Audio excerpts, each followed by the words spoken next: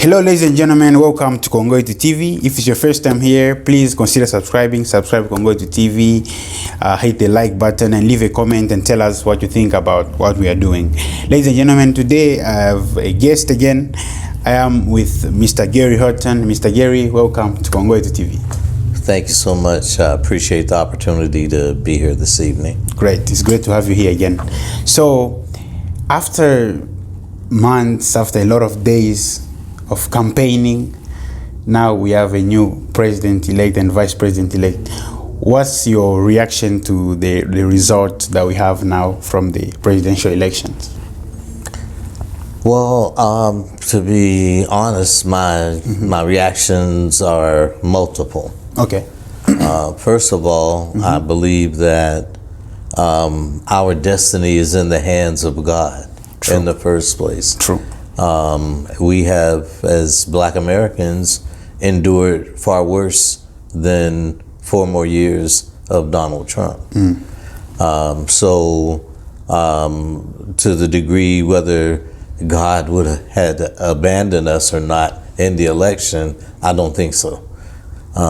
In regards to the American democratic process and the election itself, I believe that the people who have paid the biggest price for the right to vote, who have got the least out of the right to vote, or the opportunity to vote, basically supported and elected Joe Biden.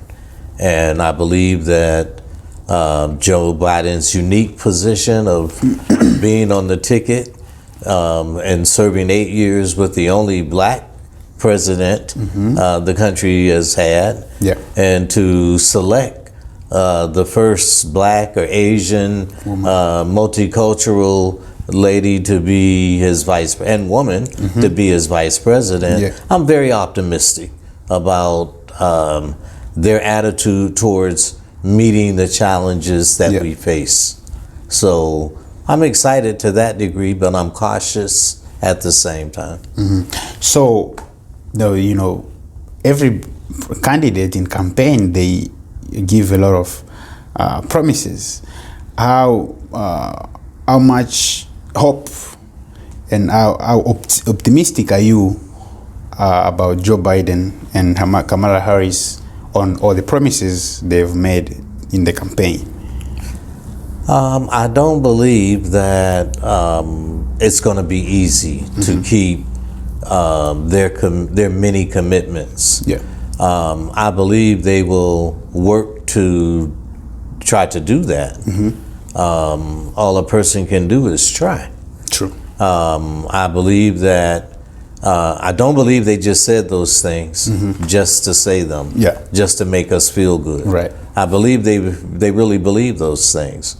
And to the degree that they achieve success, a lot of what we do will be, it'll be dependent upon a lot of what we do. Do we sit back and wait, or do we stay engaged? I believe if we work with them to face the challenges, we might see opportunity come out of that. And so, again, I'm optimistic. I as much as one can trust the process, I believe that it's very unique and special to America to be able to have a peaceful transfer of power. And yet we see the current occupant of the White House for the first time in the history of our country appearing to be resistant to that. So if that is the kind of challenge that Biden and Harris will face as they attempt to keep their word and keep their promises, they will only be as successful as we stay engaged to assist them in doing so. Good. Now let's talk about the resistance of Donald Trump. If we look in 2016, he still wasn't. He didn't promise that he would concede to the results of the election if he he didn't win the elections. That's so true. Yeah, and so that's the same. That's the same thing he was showing when they were campaigning at this time. So, what do you think will happen if Donald Trump refuses to leave? I don't believe Donald Trump has a choice. Okay. I believe come January 20th, Joe Biden will be sworn in as the President of the United States.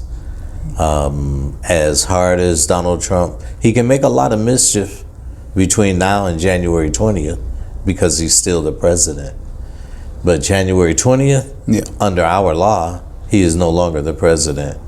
And a new president has been elected. Yeah. And even if it weren't, come January 20th, Donald Trump can no longer be the president under our law.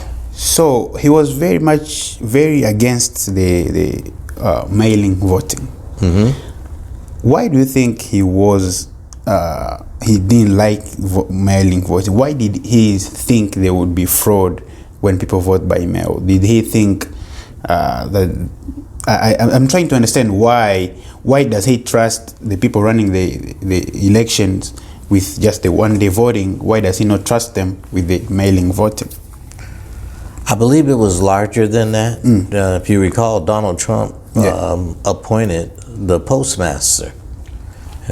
He put a person who had no experience in government or with the post office, a competitor of the Postal Service, a friend of his, someone who had a conflict of interest. He appointed them to be over the Postal Service. So I think he displayed his real intent to suppress the vote. Okay. And as a people who have experienced voter suppression and voter intimidation in the past, whether it was the white primary or the grandfather clause or the literacy test or the poll tax or any of the other things that the people in this, or the KKK, you know, burning crosses and terrorizing and lynching people and firing and beating people. I saw that maneuver as only just another example to try to prevent minority people from having their voice or having their say.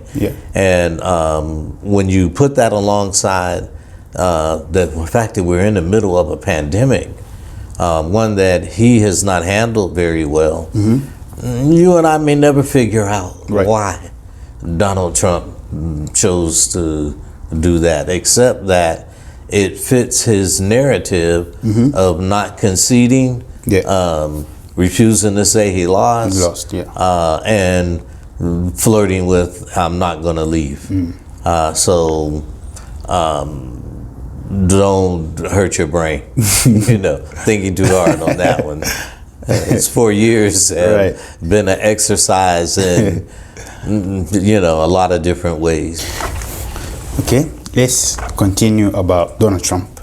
How does Mr. Gary Horton rate or judge the 4 years of Donald Trump?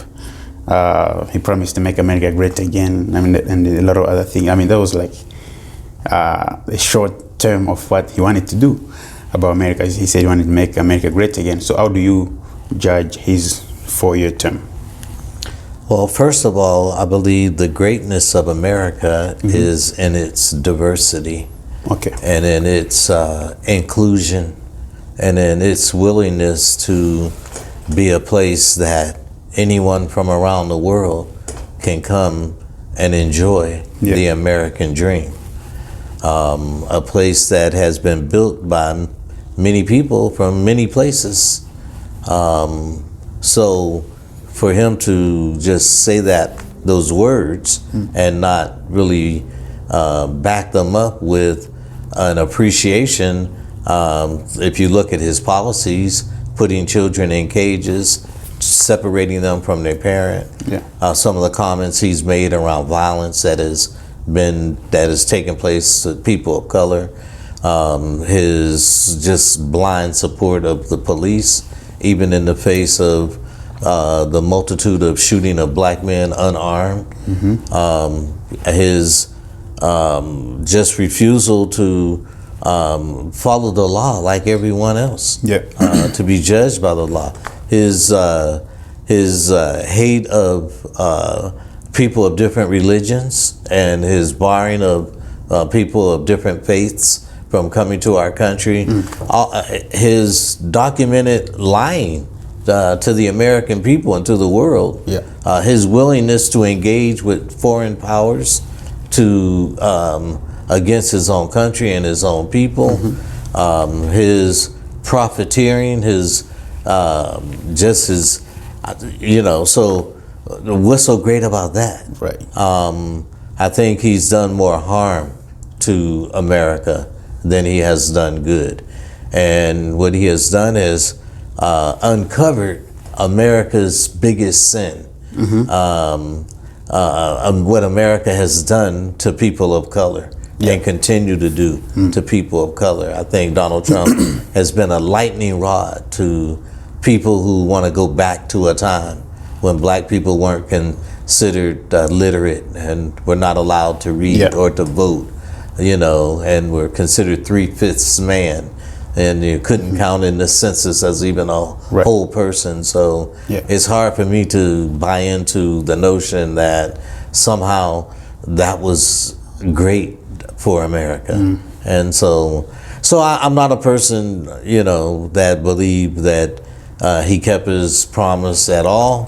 I think he showed what he really believed and who he really is. And I think he's done immeasurable damage to this great country of ours. Okay, so is it why you think he failed? I mean, what can explain his failure to this election? Is it that not be able to make America great as we promised? Is it the mishandling of the COVID-19, or is it the globality of all these issues? How do you explain his failure to these elections? Well, one could gauge the fact he got 8 million more votes than he did before as not being a failure. 71,000, right? Yes, he got a lot of. He got a lot of votes, but he didn't get enough. The opposition got more votes, so it was their success, not so much his failure. Because if he had gotten more votes, he'd still be the president after all those bad things that I just said was his record. They don't now turn to be good things because he got the most votes. And then his failure was in he didn't get the most votes. Right. And that's hard for him to accept, that he didn't get the most votes. And that's the thing that has made our country unique and our country great, and that we have a system, we have a voting process. And yes, 4 years ago, he said it was rigged until he won. Now he's saying it's rigged again because he lost. But January 20th, Donald Trump can no longer be the president of the United States. And if he refused to leave, that becomes his failure. And that he failed to live up to the principles and the laws that he put his hand on the Bible and he swore to uphold, to do what was in the best interest of the American people. He will not have done that. And if we just look at, you pointed out how he handled the COVID-19, for whatever reason, we now know he knew in January about it. How severe it was. And he chose to handle it the way he did. So it was like a combination of things that finally motivated more people to be of the position that we need a change than the ones who say they like what Donald Trump is doing. They like the division. They like the way he's breaking the American system, and they like the tough talk, and they like the nasty thing he say about people, and they like the fact our friends don't trust us around the world. And so they like a lot, but more people don't like. More people voted, and that is the beauty of a democracy. Majority rule.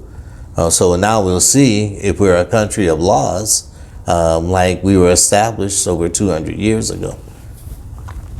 So now Donald Trump and some of his supporters and some Republicans are claiming these elections were rigged. There was fraud in some of these bigger states.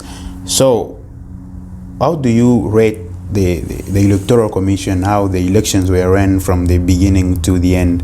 Because what I'm saying, if there can be fraud here, then there's no fair election at all anywhere, because this is one of the examples people give. In Africa, people would say we want to have elections like in the United States, and so I'm saying if there's fraud here, then where else are we going to find fair elections? So how do you judge the way these elections were run from the beginning and the counting and everything? How do you rate it? How do you judge the work they did? I think it is for 140 million Americans to have their voice and to exercise it and vote. Yeah. I think there's success for over 140 million Americans to do that and to be able to count them. Yeah. And in the history of American elections, there's little evidence of fraud in the election to the kind that would change the outcome of the election. That don't happen. And even where you have the vote recounted, it's not been enough to overturn in a national election. Yeah. So if there had been mistakes made, mistakes can be made anywhere. Yeah. There have not been enough. But to say there's outright fraud and manipulation of the vote without any evidence, it's not been proven. Many of the voting places have been run by his own party, by Republicans themselves, and many Republicans who recognize that he has lost fair and square. And so we'll see what kind of bully he tried to become and see how strong America is when they say it's a government of the people, for the people, and by the people. So you say because some people are saying they saw a video of a lady filling out ballots. So there've been a lot of complaints. People are saying they kick Trump's witnesses outside of the counting rooms so that they don't witness how ballots were being counted.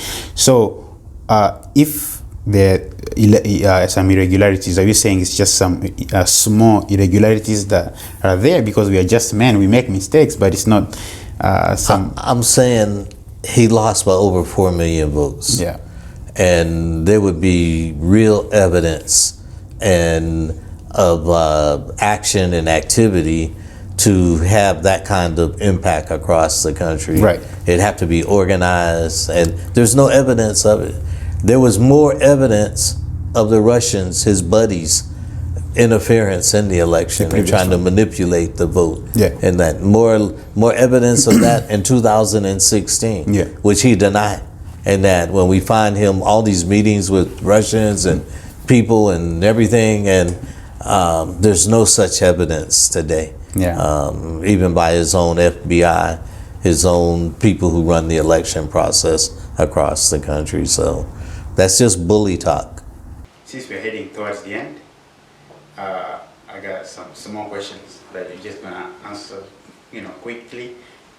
Would you rather be Malcolm X or would you rather be Martin Luther King? Since I grew up with both of those men, I think I'm a little of both. Okay. My parents both were peaceful, nonviolent advocates and former presidents of the local branch of the NAACP. Yeah. And I've been raised in that. And I'm very familiar with the organization and the peaceful, nonviolent, direct action way of progress. On the other hand, I've always admired Malcolm X and his independence and his strength as a black man. Yeah. His unwavering, uncompromising attitude, and so it would be a little difficult for me to say I'm one or the other. Right. You know? They both had a fate where they were assassinated in this country. And so I don't want to be either one. I'm glad I'm me. me. Half of one, half of the other. I'm glad I'm me. Okay. And have an opportunity right. to try to emulate both and try to be what I can be of the best of both of them that I've had the privilege of studying or seeing. Okay, if Mr. Gary Horton was one of the Donald Trump's counselors at this time, what kind of advice would you give him? I think I would have quit a long time ago. I don't know if I had, if I would have even, I can't imagine having worked for him, but I think I would have quit a long time ago. However, if I were there now, loving my country and my people, and not wanting to see it torn apart, I would advise him to do what every other person has done that is lost. To write a concession speech and dap up the person who beat him, wish them well, and prepare them best he can to lead our country to benefit everyone. That would be my advice to him, my prayer for him now, is that he do that. And I'm not one of the people who want to see him grovel or see him dragged off to jail. Some of the things that I've heard from people. I'll be satisfied if he leaves office in peace and gives President Biden and Vice President Harris the opportunity to make America great again. Okay, so here's a question. You know, sometimes people fail to distinguish their religious life, their political life, and just their social life. They fail to distinguish. So you, somebody who believes in God, somebody who also have you know, political views, and you show your views, and you're somebody who follow politics. And so how do you distinguish, how do you separate your religious life from your political life and just from your social life? How do you let not that impede the relationship, you from having a good relationship with people that might share different religious views, different political views, and you know, just people that are different? I think it's almost impossible to do. You are who you are. Yeah. And you, whatever your faith is, you hope to be strong enough in it that God will help you think right and do right and be right. So the politics can differ and change. Your faith in God should remain the same. So I respect other people's point of view. I only want to have the opportunity to have mine. And I'm old enough now to know that everyone won't agree with me. And that I don't agree with everyone. But we have to live together. And I've worked with many people I don't agree with. And I've worked with many people not of the same faith as mine. The one thing that I find that we have in common in working together is we generally want to do what's right.